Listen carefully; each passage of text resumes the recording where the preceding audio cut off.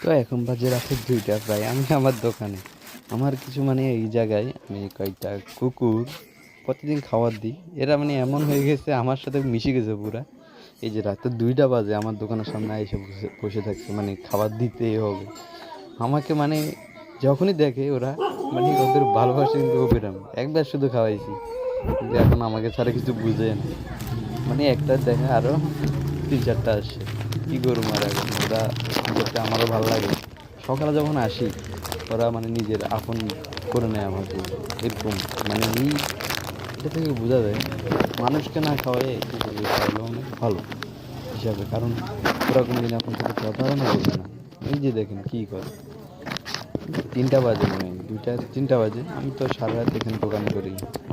2টা 3টা বা 4টা পর্যন্ত। এরাই আমার সাথে থাকে। যা আসার সময় আগায় নেয়, যাওয়ার সময় আগে দিয়ে আসে। ভালো কুকুরগুলো, খারাপ না। মোটামুটি আমার লাইফের সাথে জড়িয়ে গেছে এগুলো। দূর থেকে যেমন 5 কিলোমিটার দূরে।